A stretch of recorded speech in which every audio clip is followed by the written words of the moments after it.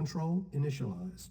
Hey people, 5 Aces here, live in your eardrums, and this match that I'm casting today was warmly recommended to me by some old fellows, some good friends of mine. Seems to be quite the show here. We have in the left corner of the classic singles map, which got a bit revamped, Yellow. Haven't seen him in a while. He is the one who implemented the weather effects into OpenRA, in case you're not aware. So he's kind of a developer.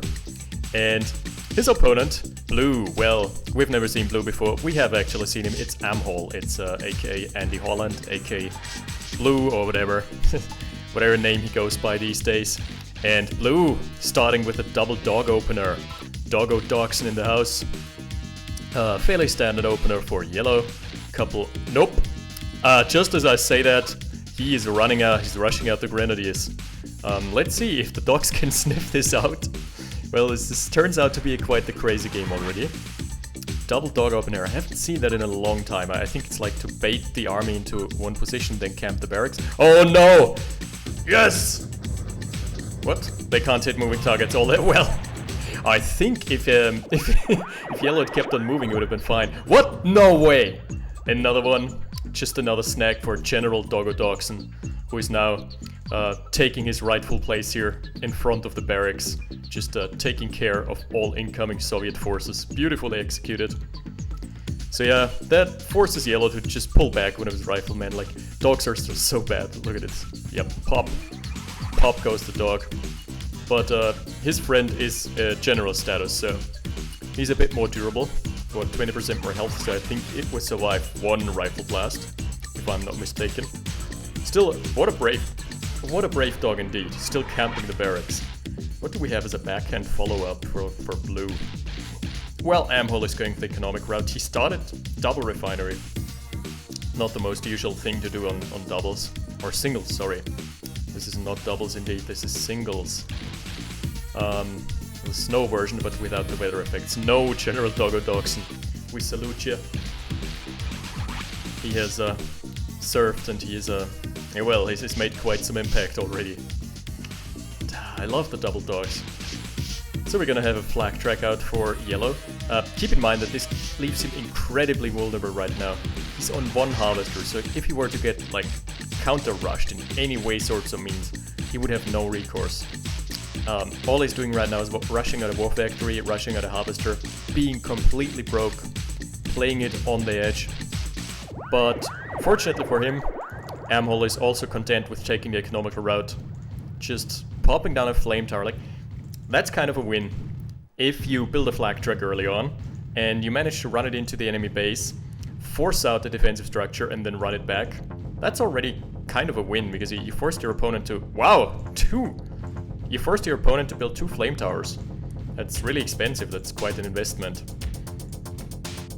Because in the early stages of the game, you just don't have the eco to back up or support some infantry production as well as harvesters. Triple harvester here. Yep. Oh, 4 harvesters, wow. So Yellow is coming back in with a sneaky backhand here, just taking the greediest build he can get away with. That's a 5th harvester, I believe. Yep, mobile flag scurrying away. Almost unscathed, a bit like it could do with a bit on his paint job. There are some scratches there. He's probably gonna fix it up in a service depot in the future. But hey, ooh, and that's a Grenadier APC for AMHOL.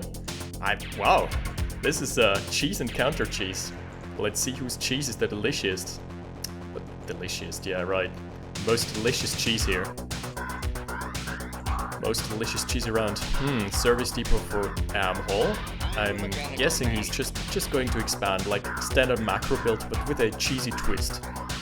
With a slice of camembert. Yep, slice of camembert rolling in right now. And the gates are wide open, there's no static D for Yellow. Let's see. Oh, he's building... Oh, wow, he built a kennel. He must have spotted this and immediately built a kennel. What's gonna happen here? Is the dog gonna... Oh, wow. So much damage on the power plant. Can he get away? Yep. That's too slow for a dog.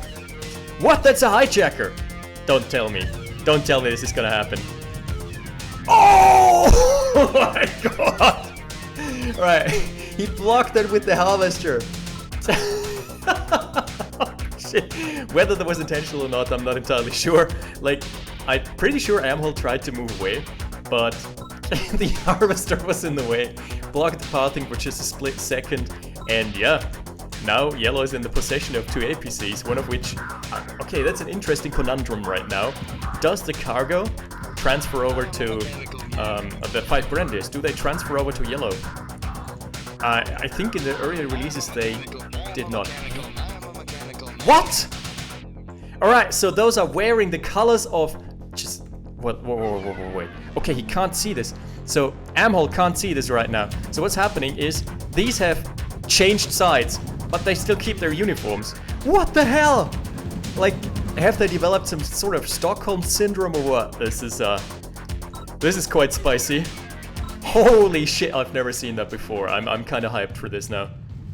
Some good value out of the APCs, just running down some flamethrowers. That's pretty effective. Wow, and this one is full with rocket soldiers, I believe, from what I've seen. Yep. 4 rocket soldiers, never mind. One got eaten out there. As long as he manages to, like, kill 1 or 2 harvesters, this is already a successful attack. But holy shit, I've never seen this in action before. This was just... this was something else. Really spicy. Yeah, AMHOL must have been pissed at those dissidents. Just switching their... Not even switching their traditional red uniform. Just pleading allegiance to Yellow. Those 5 grands seem to be easily convincible. Or just Stockholm Syndrome. But holy shit, double expansion for AMHOL.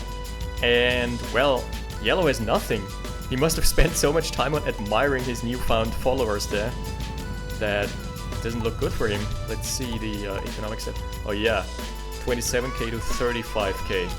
So what that means is, yeah, you see that AMHOL has got a massive army out. He's got a fortification here that fortunately got scouted just in time. But anyway, how can Yellow come back from... Okay, he's got an MCB of his own, but he needs more than this to come back from what just happened. And don't get me wrong, it was kind of in Yellow's favor anyway, but he forgot to macro up behind this. So he's not exactly... Okay, he's going for a V2, he's double teching. Double tech is so risky. I mean, double tech for AMHOL, but AMHOL is super far ahead. He's got an army on the board, he's got double expansion at the front lines. And all that Yellow has is a dog, which is now dead. No general dog for him. Yeah, look at this. So much soaking with damage. Okay, he has to make the rockets count. Oh wow! That was a V2 rocket and a half. That really got its money's worth. Well, this is really back and forth so far. Can't even call it, like... Blue has got a distinct advantage, but Yellow has proved some really nice micro so far. So they're kind of on even terms now.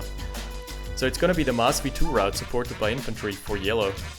A risky build because, yep, there is an AF field out for AMHOL, and he's Ukraine to boot.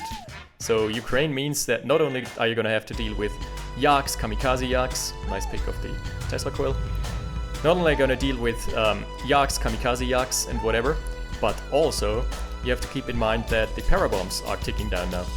So it's a 6-minute timer until he can clear the middle. He can clear the hell out of the middle. I think Yellow wants to go for the magic number. 5 is the magic number for V2s.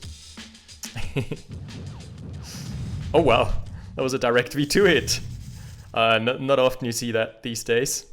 A direct V2 hit onto a moving target is quite unlikely. Yeah, now he's got the cutoff point. Yellow has got 5 V2 rockets.